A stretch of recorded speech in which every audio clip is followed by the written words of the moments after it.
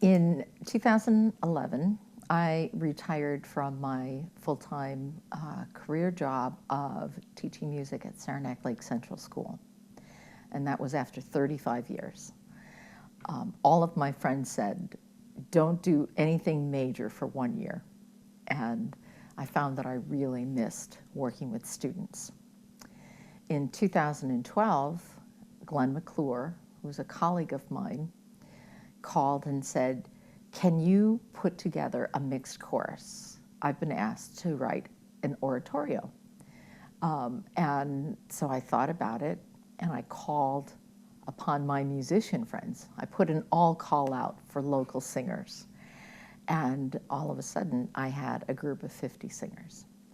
And we learned the 5 songs from the Voices of Timbuktu that Glenn had been asked to put together by Martha Swan from John Brown Lives. And we had a couple of soloists, and we had an amazingly successful concert.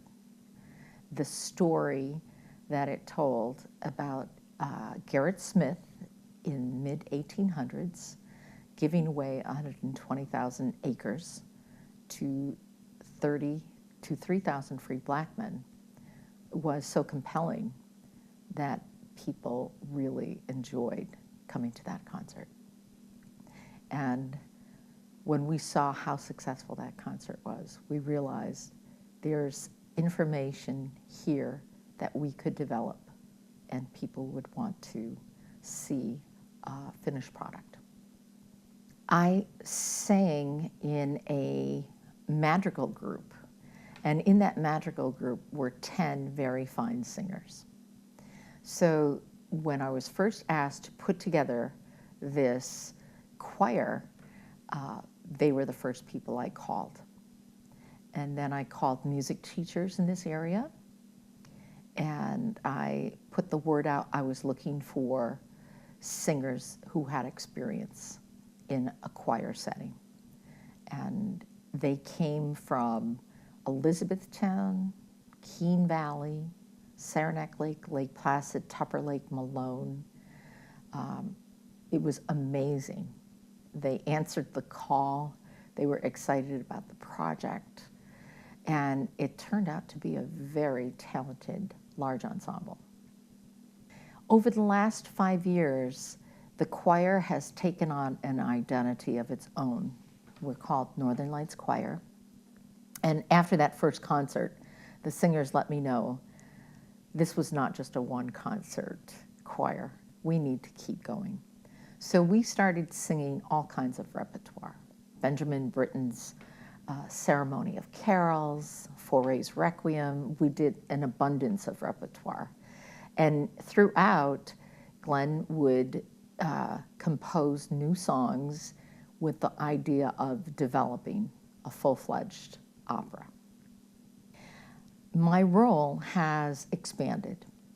I started off being the director of Northern Lights Choir, and Glenn started off as being the composer of those songs, Voices of Timbuktu. And as we realized, we had an incredibly interesting historical story we could develop, we started to reach out. I'm from this area, and I was able to reach out to organizations and people that I thought would support our efforts. It was amazing, the outpouring of support. One of our biggest supporters from day one is Cloud Splitter. We had a fundraiser that was put on by a very good friend on Upper Saranac, where everybody had to be boated out to this island, and we performed some of the songs.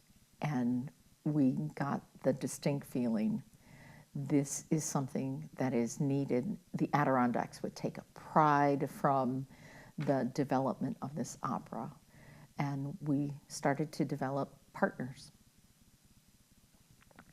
Glenn and I have history. I had commissioned a grant, so he would come up in 2005, and and play one of the songs he wrote, which was the Kyrie from his Caribbean Mass. And he brought his steel drums up, and my choir sang it. And it was a huge hit. And he was very impressed with the students in my choir, Saranac Lake High School choir. He extended an invitation to that choir to sing in Italy the following year. My men's and women's vocal ensemble spent the year fundraising and learning music for Glenn's new work about Galileo's daughter. And it was just a wonderful collaboration. From there, we continued a friendship. And then in 2012, when he called, he said, could you please start this mixed choir? And I was pretty excited to be able to work with Glenn again. And from that, we worked on Voices of Timbuktu and realized this could be just a wonderful project to work on. So Glenn and his wife became very good friends of my husband and I, and they would come up in the summer and spend a week. And we actually would go on my front porch with a cup of coffee, and we would talk about storylines of real historical characters, like Gerrit Smith, this wealthy abolitionist, and the good work that he was trying to do to give the right to vote to these blacks. And by making these land grants available for those men, and then historically finding out there were real people that we could follow their life story, like Lyman Epps and his wife, Anna Epps, that came up with him, and John Thomas, who not only lived here, but there are descendants that are still in this area. So it was incredibly exciting. And we worked together. I was a community network person. I could reach out to people and say, we have this project. We would love to have you involved. Would you like to support our efforts? And then Glenn is a tremendous writer. So we would collaborate ideas. I would do like a rough draft. He would edit because he is the wordsmith. And then we could see this storyline developing. And then we would rough copy, edit, and bring in new storylines. One of the things that was so compelling for me was to know so much is documented about the men throughout history. And in this particular story, you can follow the paths of Gerrit Smith and John Brown and Lyman Epps and John Thomas. But we know there were strong women behind these men. So we elevated their role. We started to shine a light on the love and challenge in their lives. So we bring out the story of Mary Brown and Anna Epps, and they're pivotal points in the story. And through the power of opera, we are able to share the beauty and the passion that they live their lives. To see this develop from the original oratorio of a few songs and to have the backing of a wonderful choir, Northern Lights Choir, we're talking slice of the Adirondacks.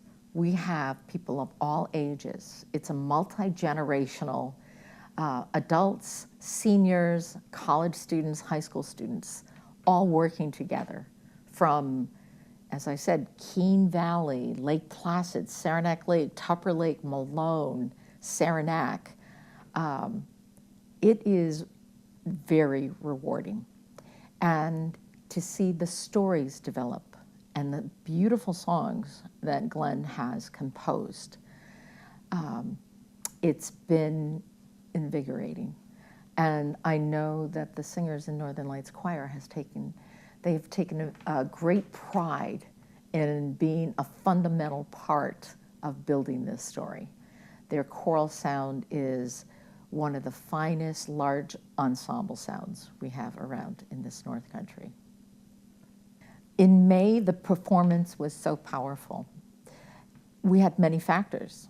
We had an orchestra of 20 people. We had a children's choir. We had Northern Lights Choir of 75 people. We had soloists. And to be able to coordinate all of those forces to tell this moving story, and to see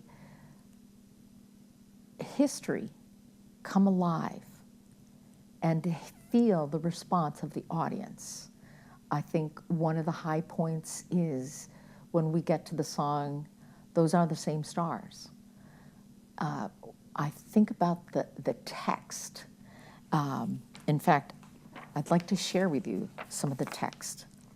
They're written by Sojourner Truth. So you think about a very outspoken Black woman in the 1800s, and she wrote these words: "Those are the same stars, that is the same moon, that look upon your brothers, that look down upon your sisters. Those are the same stars, that is the same moon, that we see when we look up to them. Though they are ever so far away from us, though they are ever so far away from us, those are the same stars, that is the same moon that look down on us." For her to know that she was equal, and even if people judged her as being different, she knew that in the eyes of all that was spiritual, we are the same. That was a powerful moment. This is an important story that we are bringing together. It's the culmination of 5 years of work, artistic development, community partnerships. It's the retelling of the unique story of the Adirondacks' role and their contribution toward pre-civil rights voting. Through the power of opera, not only is there beauty of music, but the story is felt in your soul. It's not just a story about voting rights. The Promised Land is about strong women who supported the big ideas about democracy, the big ideas of their husbands, but these women rarely got credit. It's the story about love and commitment right in the midst of a national struggle. And this struggle was for racial equality. I think it's a very important story. The lyrics of our climatic song, it's a song called "So Many Voices." It starts with one child, and he or she is singing, "My greetings and blessings to you from every child on this earth. Yes, I am the voice they all share that spoke on the day of their birth. You've heard me laugh in their laughter. You've wiped away my tears.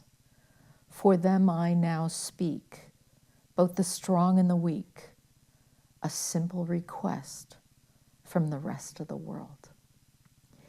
And Lyman Epps is getting ready to cast his very first vote. And the choir breaks in and the full orchestra breaks in, and they're singing, "So many voices flow through the pen in my hand. So many feet have stood right here where I stand. So many hearts beat out a rhythm so true. A simple request, we ask it of you. in the face of violence and intimidation, Lyman Epps steps forward, and the choir is building and building. You can feel the thrust of the whole opera is coming up to this moment. And then the children's choir comes back in, and they're singing, and it's getting more soothing and softer. And then one child is saying, "We ask for a safe place to sleep. We ask for a country to call our own. That's all that we will need. Take it from there, and we'll do our share. We'll pass it along so the future grows strong." And that one child is singing, "A simple request, we ask it of you." And what's happening is we're turning to the audience. They're being challenged and compelled to support the rights of democracy. And so I think this song fulfills our deepest desires as a democratic people. It resonates with the fundamental principles of equality and self-determination that we need to defend at every age. And it's this song that I think brings everything together, and the audience are part of the story.